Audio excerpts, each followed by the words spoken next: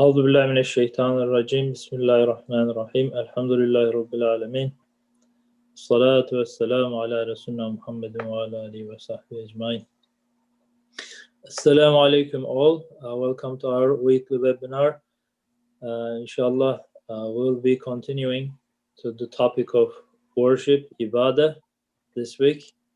We have Brother Colin Turner from United Kingdom and Salih Sayilgan from Washington, D.C. I'll be, inshallah, assisting them this week again. We are going through, as we know, the tafsir of Risale NUR by contemplating on the text of the tafsir, inshallah, in a discussion. Before starting, to just remember about what we went through towards the last weeks, I can just say a couple of words, or the speakers, if they want to step in and remind us, please feel free. So this is a very broad topic. It's kind of including all our lives, our relations between the Abd, the servant, and the Creator.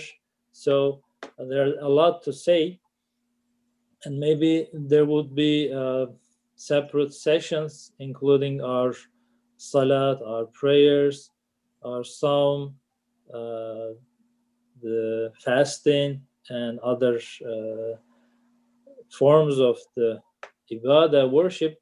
Well, in these sessions, we just try to cover what does it mean for our lives and why we need it, and how it establishes this fundamental relation between the Creator and the servant. Inshallah, let me start reading from the text, and on the way we can, inshallah, contemplate on further thoughts. Bismillah ar-Rahman ar-Rahim. From the 24th words, 5th branch, 2nd fruit, if anybody wants to follow up from their books. O soul, O my nafs, worship, ibadah, is not the introduction to additional rewards, but the result of previous bounties. Worship is not the introduction to additional rewards, but the result of previous bounties. I guess this single sentence tells us a lot, because most of the time, this is how our relations work. So we have needs, we have desires, we have hopes, we have dreams, and we ask for those things from the Creator. And I guess there's nothing wrong about this, but it should be, I guess, in a worshipful manner, in a way. So he kind of reminds us this fundamental part of the relation. I consider this as kind of a remembrance, a dhikr, that we need to keep doing all the time. The spirit of the worship, how we understand the worship and being in a worshipful state, as we talked in the previous weeks. So again, this reminds us that fundamental relation. Worship is not the introduction to additional rewards, but the result of previous bounties. Worship and servitude of God look to the divine command and divine pleasure. The reason for worship is the divine command, and its result is divine pleasure. Its fruits and benefits look to the akhirah, hereafter, afterlife. Any words until here from Brother Colin or Saleh? Not so far, really. Okay. Let me step in then the next slide. Yes, we have received our wage and are accordingly charged with the duties of service and worship. We have received our wage and are accordingly charged with the duties of service and worship. Because also, since the all-glorious Creator, who clothed you in existence which is pure good, has given you a stomach and appetite through his name of provider, he has placed before you all foods on a table of bounties.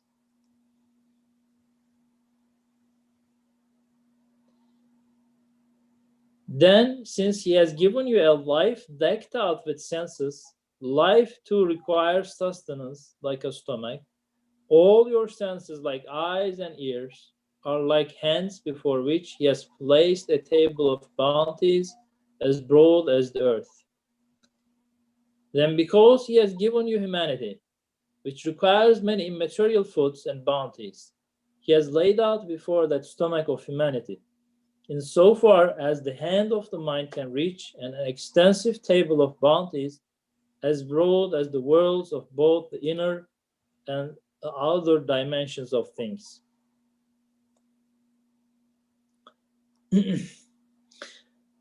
That's to say, with regard to your corporeality, your material side, you are an insignificant, weak, impotent.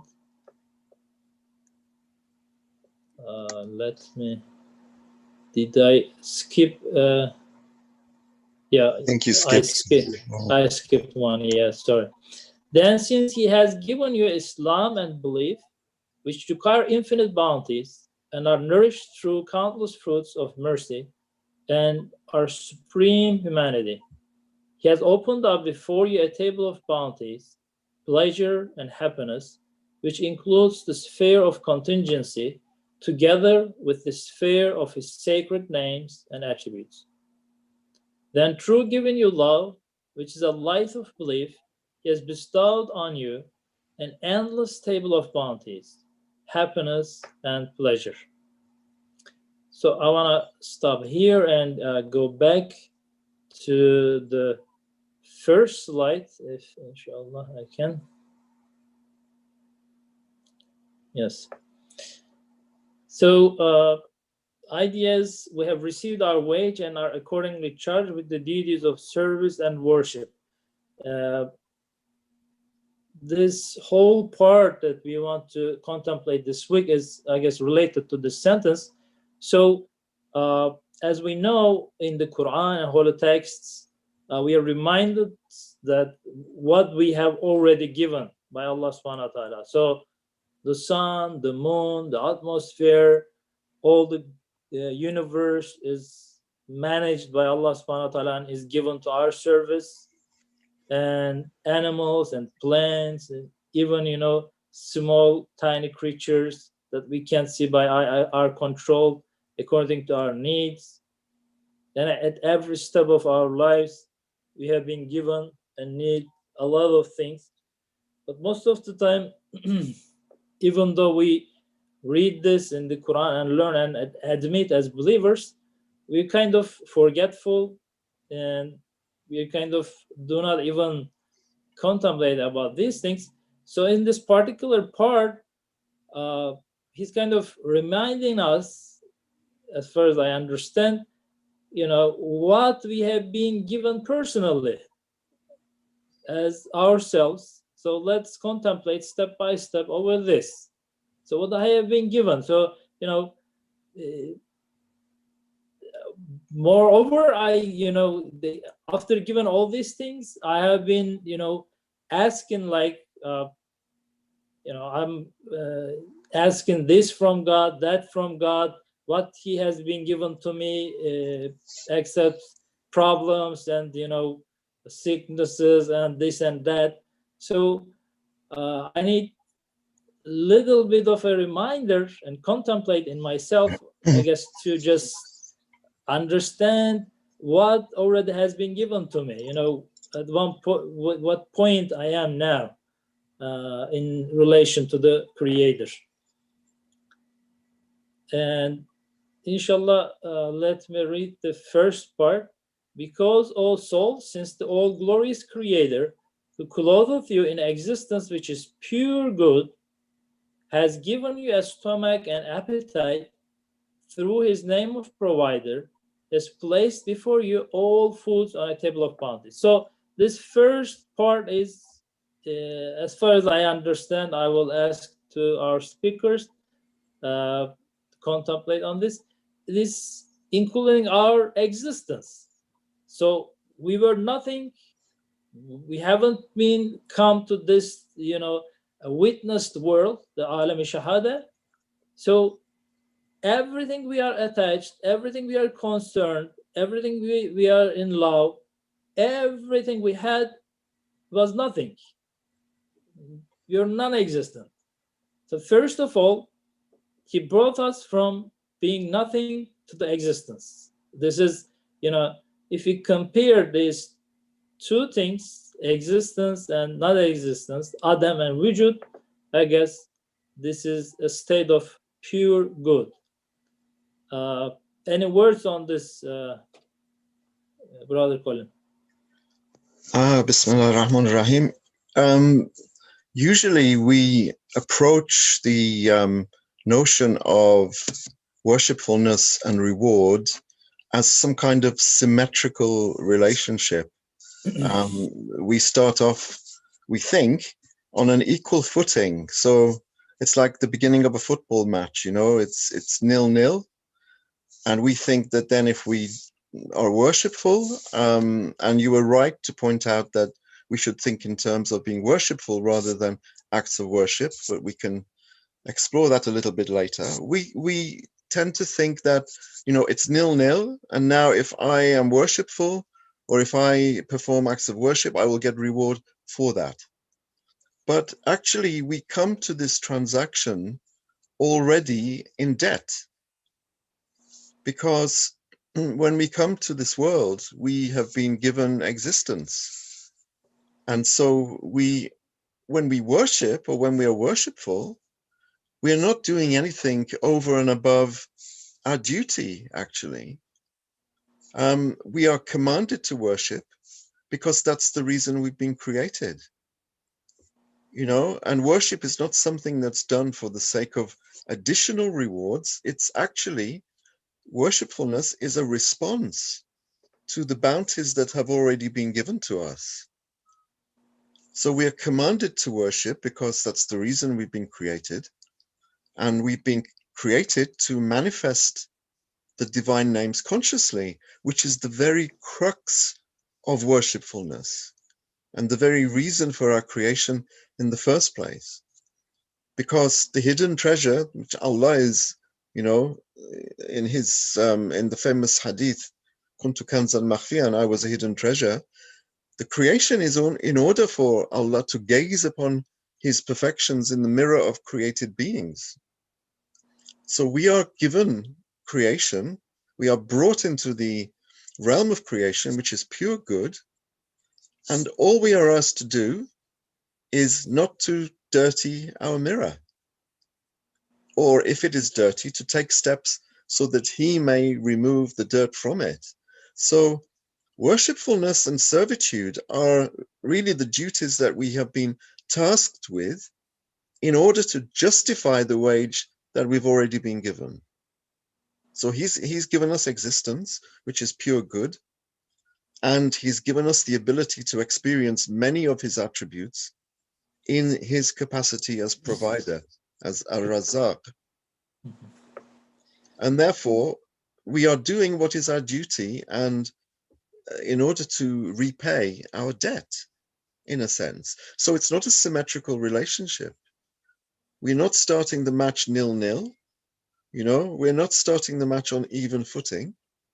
We are already beholden to him for giving us existence in the first place. So that's how I'd like to frame it at the beginning. Thank you. So we have been given this existence, and we are also provided by him.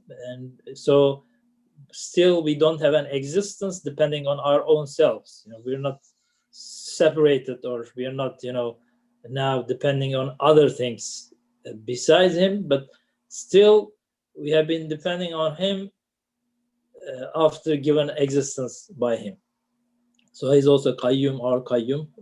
I guess the second part of the sentence reminds us this fact: has given you a stomach and appetite through his name of provider. He has placed before you all foods on a table of bounties. We will talk about different kind of bounties we have been given step by step.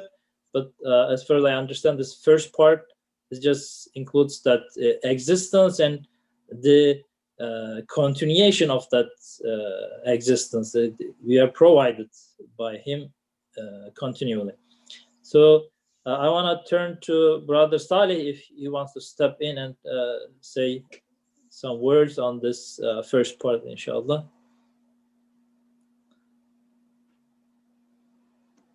Is he hearing us?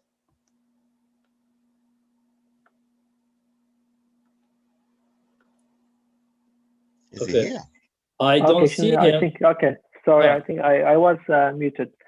So, I mean, Colin, I've already put it beautifully. Just first, Assalamu alaikum, everybody. So I hope everyone is doing well under the pandemic. And thank you for having me.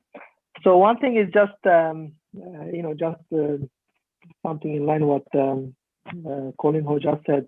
One thing, again, there is a tendency, I worship and I deserve something. I deserve a reward, right? So I want to be rewarded because I have been really, doing the 5 daily prayers, have been doing lots of things, and why not to have something now, right? Because given that human beings are reward oriented, and now here is a reminder from the Risale that basically it is not about the worship is not about reward, right? Not to be, and it's not about an immediate reward, but rather it is about to contemplate what you have already been given, right? And one other interesting thing, I mean, to me is, especially in English literature, so you have basically somehow worship and faith are classified differently. Basically, they are two different separate realms. And it seems to me here that it's not actually makes connection between worship and Iman. So and there are actually a number of hadiths that worship is part of your Iman, including the 5 daily prayers, that it is related to faith. So in this sense, worship is about, again, as Colin Hoja mentioned, that this is about to know God. So it's not, there is, again, often a tendency to think of worship as a goal, right? But rather it seems it is a means really to know God, to contemplate Allah subhanahu wa ta'ala's blessings, my understanding. So I think it is interesting to see that it makes lots of connection between contemplation, or the ni'mah from Allah subhanahu wa ta'ala, and worship. Mm-hmm. Any words on this pure good part? Can we compare really being non-existent and existent? Sometimes we come to such an edge that we come with kind of a suicidal idea. I wish I weren't here at all, kind of, thinking. Is this could be a healthy option, or is this just a sudden feeling that comes and goes, but is really existence just pure good comparing to non-existence? Any words on this? Any ideas on this?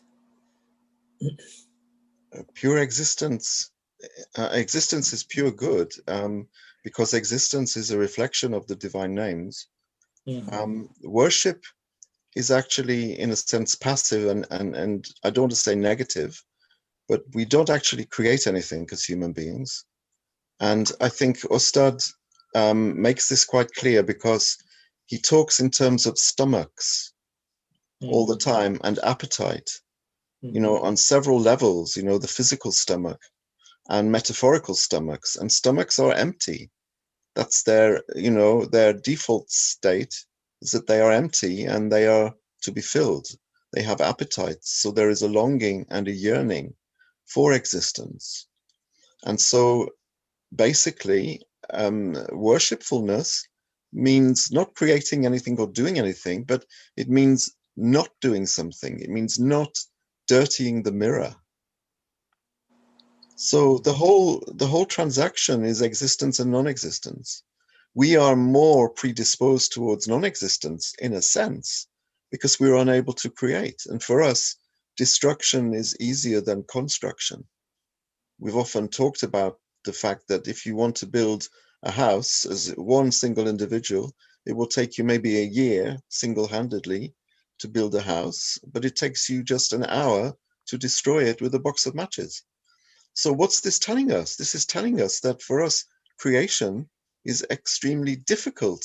And that's just on the apparent level. In actual fact, we can't create at all. But Allah condescends to us and shows us, you know, that actually we don't create by making it very difficult for us to actually have recourse to causes and making it very easy for us to bring about destruction. So what's he saying? He's saying that our default position is a predisposition to non-existence, whereas he is pure existence. And worshipfulness for us should be just recognizing that and attempting not to dirty our mirror, which is given to us in a pure, clean state. And worshipfulness also has to be constant because existence is constant. And the perpetual renewal of existence from second to second calls for a response. And that response is worshipfulness, or should be. Just Yeah. concerning pure good, I mean, you know, just again, we often see, you know, because of their struggles, problems, what they go through, people, they complain, right? They complain for what they don't have, or for what they go through. So here the emphasis is just if you really reflect on your existence, this is enough reason for you to be grateful and to worship Allah subhanahu wa ta'ala. So even if you reflect on this, because and again, given that, you know, existence is connected to life, right? And then in a way, everything is circled around life, right? Just generally, if you look at our world, you know, safety, security, and then with life, with existence, actually, that human beings, generally speaking, they enjoy a great privilege, right, compared to other beings. It's just right through Allah subhanahu wa ta'ala's name, Ar-Razzaq.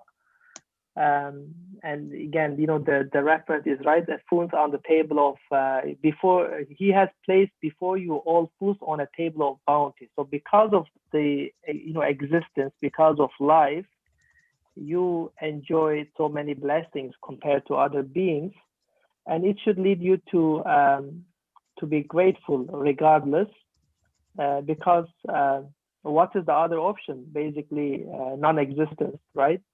And then just having life, just you know, enjoying existence should lead human beings to be grateful, to worship. Thank you so much, Brother Colin and Salih. So I like this approach very much. So I guess what I understand from what you're saying is most of the time we just take it guaranteed, you know, kind of as if this is from our own existence. We just take it, okay, now I exist, so where am I going from here? So, but did we really contemplate what is non-existence? You know, what is, you know, whatever I'm concerned, whatever I love, whatever I am in love with, whatever, you know, is in my world, in my own realm, would be non-existent. Nothing would be around. So did we really contemplate on this? I guess we didn't, and it's really hard for us to feel it. Maybe I would say some atheists, some people who has no relation with the creator, or no conscious relations, in a way. Maybe they have a relation. Of course, every single creature has a relation with the creator, but not a conscious relation. They might, feel this non-existence, how it is such a burden on a human being. So Brother Collins' approach was very nice. He remind us that there's no doubt that existence is pure good, but where are we at now, in this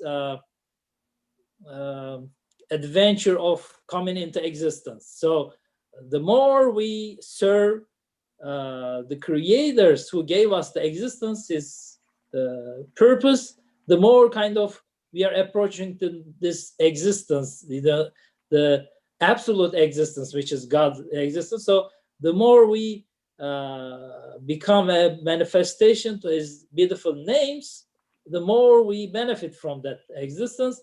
Otherwise, we are like closing our mirrors. We are turning our back. We are covering that mirror, so we don't benefit from that existence at all. So, but there shouldn't be any, I believe,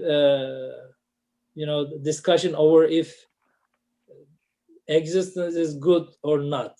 If it wasn't there, there would be no discussion at all. We cannot talk even on this. So thank you so much. It was a great reminder to myself. I don't know if I got it correctly. And I think you did, absolutely, and I think you added to it as well. You expressed the notion that we are hungry for existence because we are hungry for the perfections, and we see the names, that we see the attributes of perfection, and of course, mistakenly, because of the ana, the human eye, the nafs, appropriates the names for itself at a very early age. And of course, we have to do that anyway, because as we know from our study of ana, we need to be able to make a comparison. But we are told that these attributes are ours, and we appropriate them, and we try to perfect them, and we love them, we guard them jealously, because these are existence. This is existence, and we shun non-existence. Non-existence and nothingness, lack, privation, all of those are absolute evil. And we try to move away from that. This is why, we start off from a position of complete need and complete longing, and our capacity is endless. We start off zalum and jahul. We know nothing and we are nothing. In other words, we are complete non-existence. But we are hungry for existence. We are hungry for the names. And this is why we invite them, we hunt them, we search for them, we go after them, we covet them. But they don't belong to us. And as you rightly said, if we clean our mirror, we can enjoy those names as reflections. But if we don't clean the mirror, then we sever the connection, and we may be able to enjoy a kind of attenuated perfection, but it ends with death and then it disappears. Whereas with believers, they are able to enjoy that reflection eternally. So we are hunger, we are need, we are all stomachs in a sense, material and immaterial. so the worship in a way gives us existence in this way. So because we are facing our mirror to the source of the existence, the absolute existence, in this way, with this connection of worship. Can I summarize like that? Yeah, that's a good way of seeing worshipfulness, actually. It's inviting in more and more purified, beautiful names that we can enjoy as reflections, not as appropriations, not as possessions, but as reflections. And others will enjoy it through our reflecting those names as well, because we are all mazhar, you know, we are all locus of manifestation, but we must also try to be mushir, which is a conscious mirror. Mhm. We have to try to be a conscious mirror. Let me read this next passage. Inshallah, it's also related, so we can continue discussing same point. Then, since he has given you a life decked out with senses, life too requires sustenance like stomach. All your senses, like eyes and ears, are like hands before which he has placed a table of bounties as broad as the earth. So this is a second dimension to our existence, I believe. And it's a very important dimension because, as we know, Ustad compares while he's talking about the importance of life. Please, correct me or remind me an additional part. He's talking about a bee, a honeybee, and a mountain. So it's a very interesting comparison. This huge mountain has only relation with the place it is sitting. Yes, it has an existence, but it's just sitting there.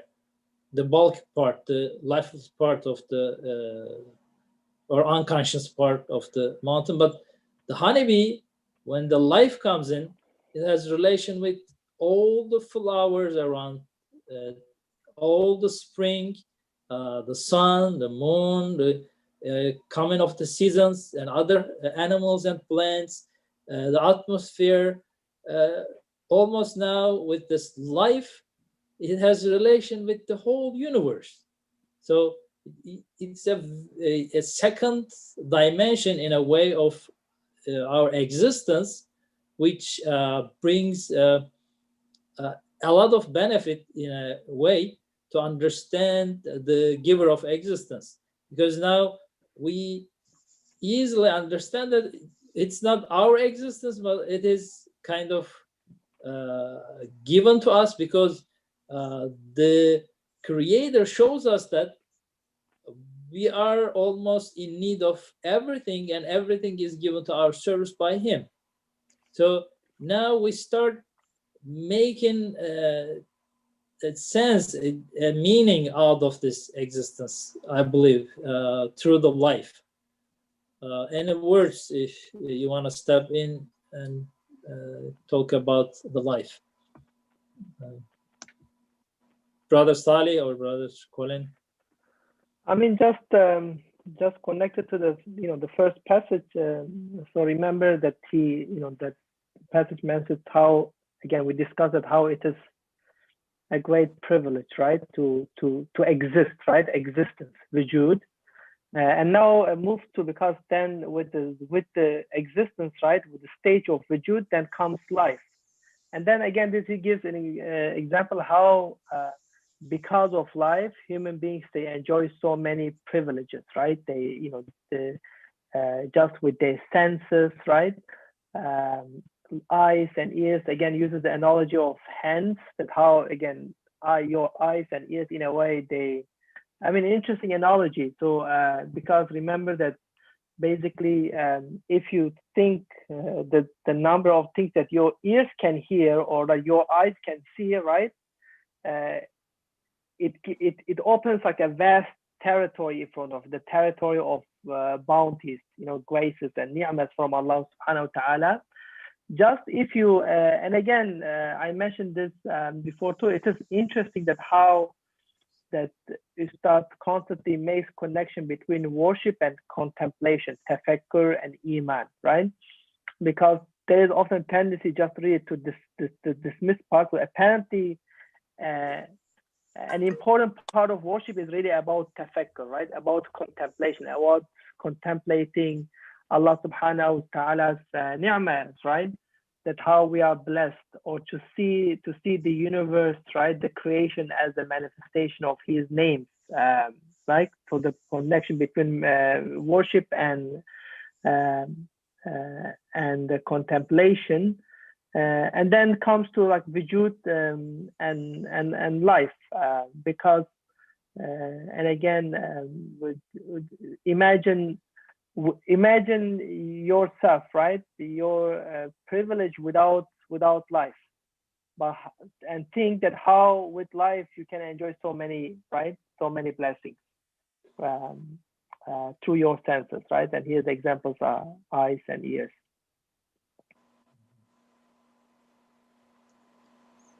Yes, yeah. Go ahead. No, I think Silas got he's hit the nail on the head. Life opens up worlds for us which we need, because Allah can only be known through. Life is one of the things that many, many, many divine names can be known through, because life, he says, I think, is the light of wujud, is the light of existence. And with life come all of the senses, the sight, hearing, touch, taste, smell, and all of the the non-physical senses, the lataif, which Ustad calls the lataif, these very subtle senses which are immaterial. And all of these require sustenance in the same way that the physical stomach requires sustenance. So our senses are metaphorical hands, that are stretched out to touch and experience everything that they can find. And the bounties which are available are countless in number when you think of it. When you think of, all of the things that sight can see and that hearing can hear, that touch can experience, that taste can savor, all of these things, they expose so many different names, and so many different configurations of names, combinations of names. So Saleh was right. Life opens up a whole new realm. Imagine being a stone. A stone can only, know a very, very few divine names. And no doubt it has a consciousness, but it's not alive in the same way that human beings are alive. So we have that advantage. I guess maybe because of this huge meaning of the life, even our creed includes a total understanding of life. As we know, we even believe in the angels that accompanies those things that we think unconscious, so they have a conscious worship state via those angels that accompany them, the meaning including them. Otherwise, as you said, think about a universe without any life. We have storms, we have rain, we have these galaxies going around, we have day and night, but there's no life. It doesn't make sense at all. It's a very interesting concept to contemplate over, but we don't even think about it. But with just life, everything, as you said it very nicely, it's light of existence in a way. I want to, inshallah, step to the second passage. Then, because he has given you humanity, which requires many immaterial foods and bounties, he has laid out before that stomach of humanity, in so far as the hand of the mind can reach, an extensive table of bounties, as broad as the worlds of both the inner and outer dimensions of things. So, Brother Colin was talking about these five senses we have, that we feel, we sense, we try to understand the things around us, but it doesn't end there, but continues with our humanity with a meaning. So we admire things, we love things, we are attached to things. We say beautiful, we say cute. We have, different even definitions of our feelings. So with our humanity, there is a third dimension to this existence. To even our lives extend to a broader world that is beyond this physical, this the world that we can sense with our five senses. I guess it is also a very broad window that we can contemplate over. Any thoughts about our humanity? Brother Colin. Humanity is a different kind of life, isn't it? It's, you know, we talked about life before and senses, which animals have life, trees have life, even to a certain extent, inanimate objects have some kind of consciousness. But human beings have refined, life is refined in human beings to such an extent that the senses are also immaterial senses, such as imagination, memory, aspiration, ambition, all of these things, desire, longing, which other animals don't have, which other living creatures don't have. And these bring into play more of the divine names, and not just the divine names, configurations of the divine names, certain permutations of the divine names, each of which is itself a divine name. So you can actually multiply the divine names to infinity. You know, every creation, every created being is a mix of certain divine names in a certain measure, you know, a certain qadar, a certain amount, a certain, you can say, measure of divine names, a certain permutation, a certain configuration. So, you know, all of these things come into play and come into consideration at the level of life, and even more so at the level of human life. So every time we step up, you know, we've gone now from, you know, existing, then to life, and now to human life. So Ustad is taking us through the hierarchy, you know, through the maratib al-wujud, through the hierarchy of being.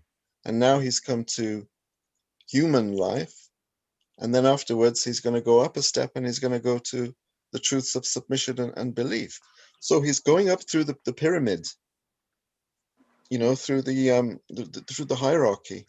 And at each step that you go up, you see that more and more realms are opened up, more worlds are opened up, more possibilities, and more divine names.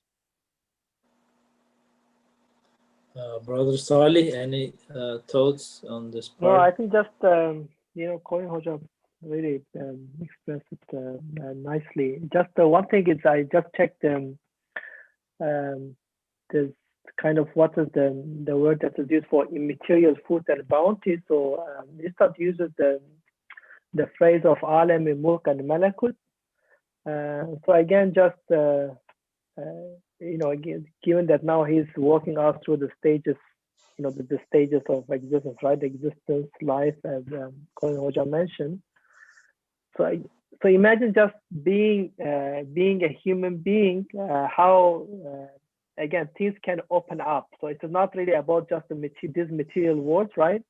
Then you have the spiritual world, right? You have the alami malakut, really. But depending on your state of spirituality, you may be again in connection with other worlds, right? You may be able to relate to other worlds. Again, this another venue that comes, right, with humanity, with being created as human being, potentially. So I found it interesting, just not just the material, the you know, the blessings, bounties in this world, but also being able to relate to the world beyond our world, our material world or visible world. So, inshallah, we can step to the next paragraph, since it is the topic is our worshipfulness. Then, since he has given you Islam and belief, which require infinite bounties and are nourished through countless fruits of mercy and our supreme humanity, he has opened up before you a table of bounties, pleasure, and happiness, which includes the sphere of contingency together with the sphere of his sacred names and attributes. Then, through giving you love, which is a light of belief, he has bestowed on you an endless table of bounties happiness, and pleasure. So with this bounty of being a humanity, he's talking about a supreme humanity, which is kind of finding a full meaning of our humanity. And he claims that it's through our faith, our religion, our understanding of the divine, or building up this relation with the divine, as far as I understand. So any words on this meaning of supreme humanity, our relation with the creator, how this kind of elevates our humanity in a way, and makes a broader meaning even in this world that we benefit from, with our five senses, plus with our feelings and attributes, with our humanity. How does it make sense more with our belief, and we broader our benefit also? At the same time, we fulfill a meaning of supreme humanity. What does this mean? Any ideas, Brother Colin? Again, we're going up the ladder, aren't we here? We've gone from existence to life, from life to human life, and now we're looking at human life that is lived in submission and belief, and that opens up, as Saleh was saying, it opens up the world of Malakut to us. Malakut, Jabarut, all of the realms of the unseen, some of which are accessible to us. And we are, as human beings, stretched between Mulk and Malakut anyway, because of the angelic presence. Angels are present everywhere, in all of creation, including us, with us, and they bear the names which are manifest in us. So we are, in a sense, stretched between Mulk and Malakut. And to realize that opens again up other worlds of possibility, I don't want to, I'm not sure if we have time for this, but there was questions in the chat, so I want to point one of them now, since you're talking about it. The question is, doesn't the Alem-i Melekut under the Alem-i Mulk as well? Sorry, what was the question? Isn't the Alem-i Melekut under the Alem-i Mulk as well? Under it. Under it. I'm not sure what is meant by under it. It's beyond it, but it's not. I don't think it's physically under it. What do we mean by saying Alem-i Mulk, Alem-i Melekut shortly, if we want to explain? If we think in terms of Samawat wal Ard, the Samawat for us are representing the immaterial worlds, the unseen world. So the world of the imagination, the world of sleep, the world of the hereafter, the world of the spirits. It's the immaterial world, which is, in a sense, the other side of the mirror of this world. So, for example, when you sleep, you have access to Alam al-Malakut because normally it's hidden from us. Heaven and hell and the hereafter and Alam al-Barzakh, they're all part of the Ghaib, the unseen. And the unseen, apparently, as far as I know, I may be wrong, the unseen is of two kinds. One is relative unseen, Nesbi, and the other one is Ghaibul Ghaib or Ghaibul Mutlaq, which is, of course, the realm of Janaba Allah himself, which is not accessible. But there is there are some who can access the relative unseen, like some of the great scholars and saints were able to converse with spirits or with malaika. They were able to, have visions of Malakut. So these things are accessible, near-death experiences, dreams. When we dream, that is access to one of the realms of Malakut. So we are stretched between the two. We are stretched between the immaterial and the material. Of course, our spirit, our ruh, which is also immaterial, that is from Malakut. So we are hybrid, really. We are a mix. I mean, physically, you can't really locate it because it's not a physical realm. Maybe Saleh can explain better. I think no, Colin, I think it was very clear what you said. So thank you. there was a, back to our understanding of the asma, there was a question related to that too. So they're asking on the combination of other asmas, or every asma is unique. If one asma, one ism is combination of other isms or asmas, or every asma is unique. Would there be difference in knowledge of Allah if you understand in either way? So in this, I'm not sure. You know, all of the perfections, all of the attributes of perfection are manifest in degrees, right? So you get less and more. I mean, they're not manifest in the absolute sense. So as far as I see it, and it's a very primitive way of understanding it, so you have to forgive it, is like a mix, like a recipe. When you're making a cake, you have like 2 grams of this, or 4 grams of that, or 6 grams of this. The creation is like this because it has a miqdar, you know, it has a measurement, and the names are reflected in particular measures. As I said, it's a very crude and very primitive way of understanding, but I think it makes sense. It's like the mixture of a cake. A recipe has different weights and different measures, or you know, a medicine has different potions in it, different liquids in it, different medications in it at different strengths and different measures. So this is how I see it. So some people have more wisdom than others. Some people have more knowledge than others. You know, they reflect more. This is what I meant when I said a mix of names. Thank you. Said Nursi talks about constellation of names. So that may make it even better to understand, you know, each creature is a burj of asma, you know, a constellation. And there is one name which may be manifest more strongly in that particular constellation. More dominant in one realm. But yeah, more dominant. Yes, sorry, more dominant. So, yeah, I mean, just, go ahead, brothers. Just briefly, I mean, it seems, and again, at least according to Muslim scholars, that I mean, we don't know about the natures of the names, right? The nature of asma, but again, it seems that for us, the only way to relate to them through, I mean, how they are manifested in the creation, and as Colin Hoja noted that.